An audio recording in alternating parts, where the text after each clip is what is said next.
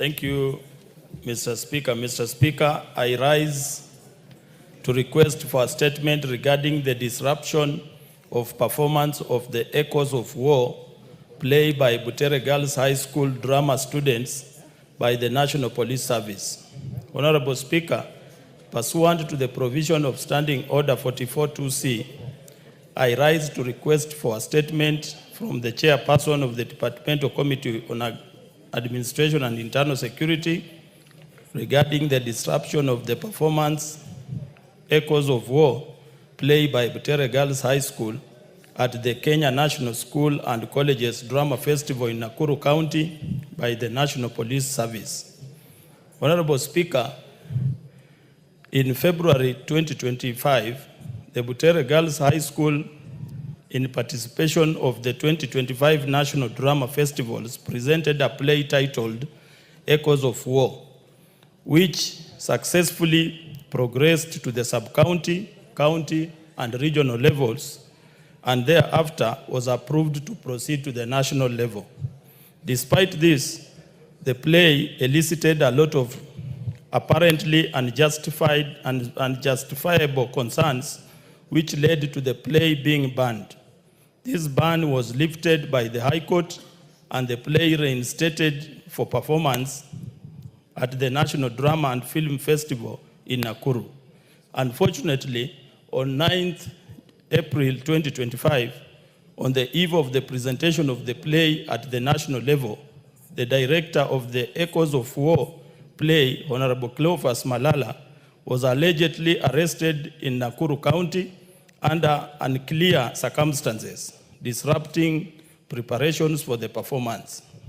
Today morning, Butere Girls was prevented from staging their play, and riot police were deployed at the venue where they allegedly lobbed tear gas at the students who were preparing to perform. Members of the public were also denied access to the venue. Honorable Speaker, this situation raises serious concerns regarding the freedom of expression as enshrined in Constitution under Article 33, and the role of security agencies in protecting constitutional rights and freedoms. As noted by the court in the case of the banning of the Shackles of Doom play, a ban which, as the one imposed by the Kenya National Drama Festival, constitutes a limitation of freedom of expression. The producers and students of Butere Girls have invested time, talent, and effort in the development and performance of their play.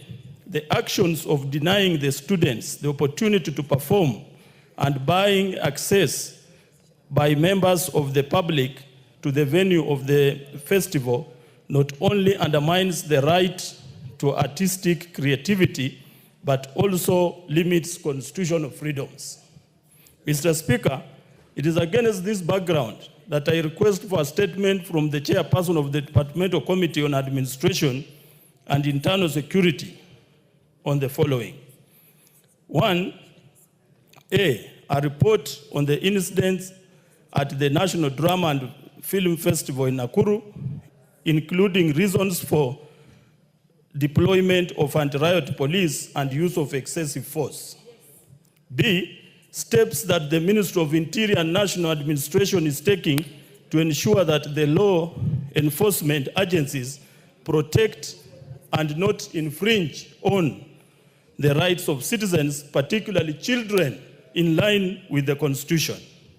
And C, Mr. Speaker, measures that the ministry is taking to prevent future violations of artistic freedoms in educational spaces, and to guarantee that students and their creative producers are not intimidated or threatened, Mr. Speaker. Thank you. Thank you.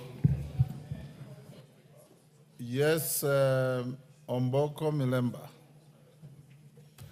Honorable Speaker, thank you very much for this chance. I just want to support the statement and indicate that drama is just about satire, and satire has been there throughout. And I remember one of the most remembered satirical philosophers even during the French Revolution was Voltaire.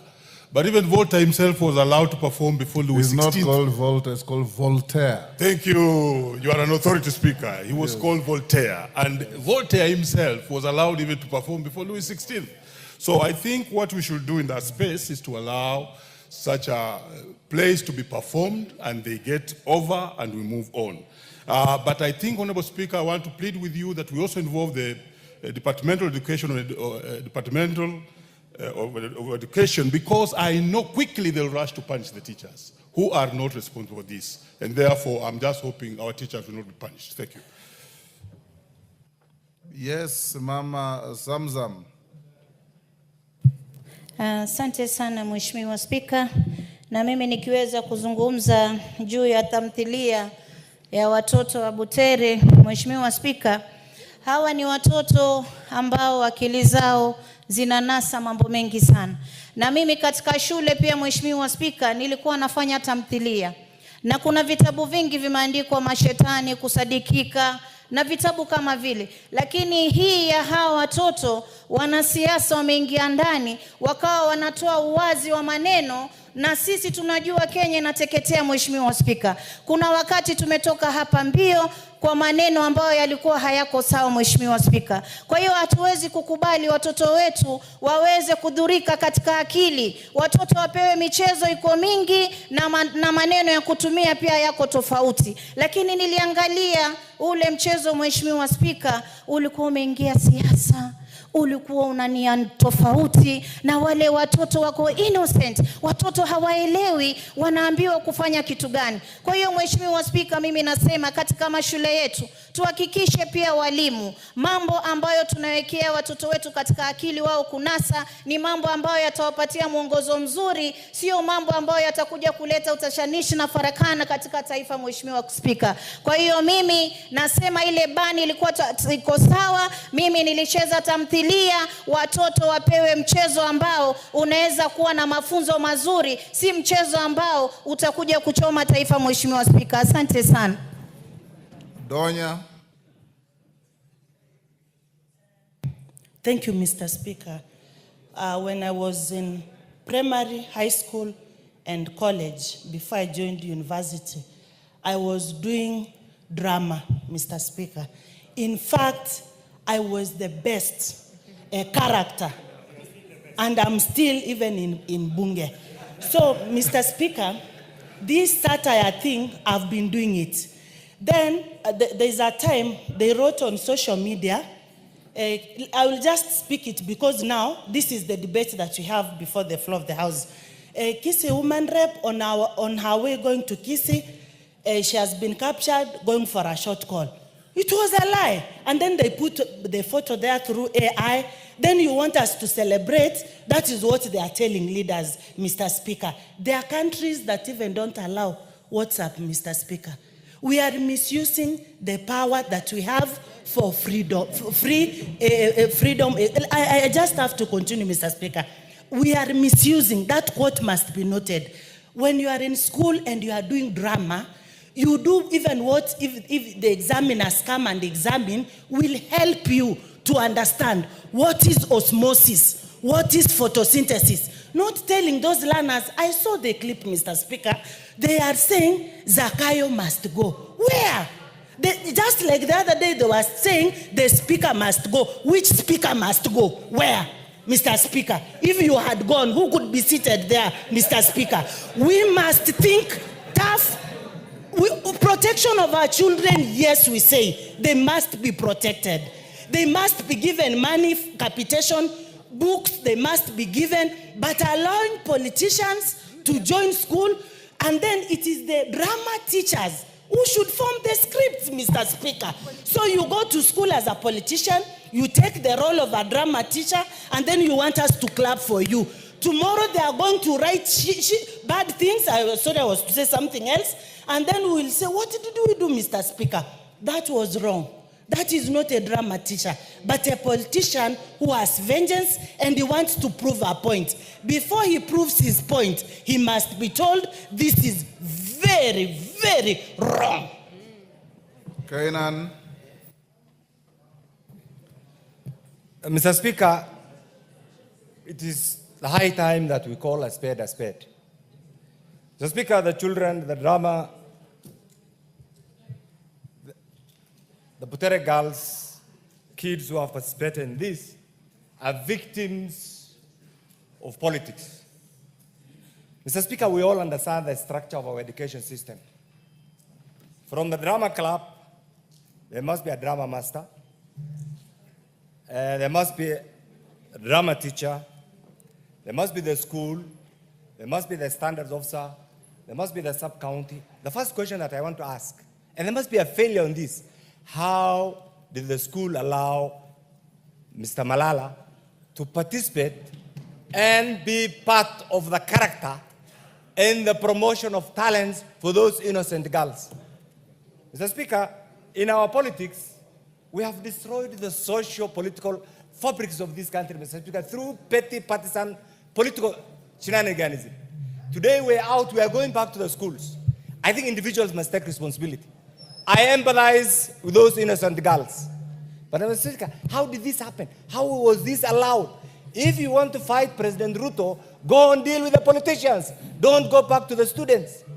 Don't use innocent children as characters, Mr. Speaker. Mr. Speaker, what I want to say is this, and you have been around. The politicians have an arena, a political arena. The kids are all, as a father, as a grandfather, who still has kids who are going to school, Mr. Speaker. That must not be allowed, and I want to urge the investigative agencies to deal with the teachers who allowed this, to deal with Christopher Malala, and I also want to appeal to the parents not to allow their children to be used by politicians. Mr. Speaker, in conclusion, and I know you are a great man in this. If we allow this today, I'm told the entire political class have gone to Nakuru today to empathize with Malala. Malala should be arrested this evening. Malala and cohorts in the school must be arrested. That is the only way we can allow the parents, we can say sorry to the parents and the students. Mr. Speaker, this is very important. I also want to appeal to the Committee on Education to do a thorough investigation, Mr. Speaker, and bring a report on the entire ecosystem on how this was allowed. I support the statement.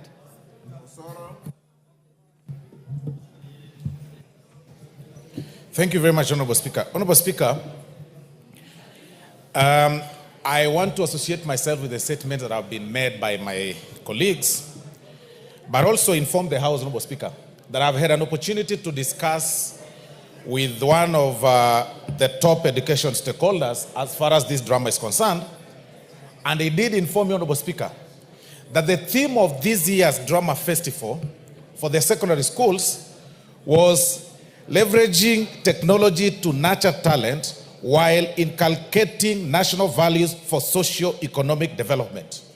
Honorable Speaker, that was the theme of this year's, or that is the theme of this year's drama festival. Leveraging technology to nurture talent. To nurture talent. Technology, Honorable Speaker.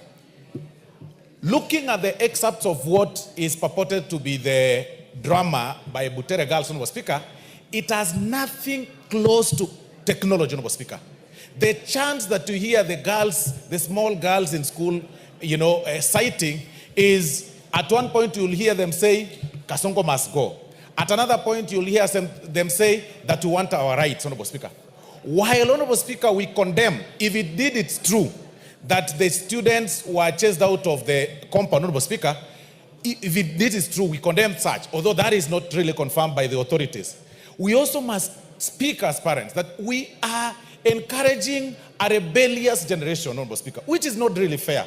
We are encouraging and growing a younger generation that believes that whatever they say, whether it's wrong, they shouldn't be redirected, Honorable Speaker. And this is very wrong. This play, Honorable Speaker, does not have any rightful word to praise it, Honorable Speaker. What needs to be done, if there was a gap midway, Honorable Speaker, within the structures of education that admitted a play that not realigned itself with the theme of this year, right from a politician, and even to the parents, they need to ask themselves this question.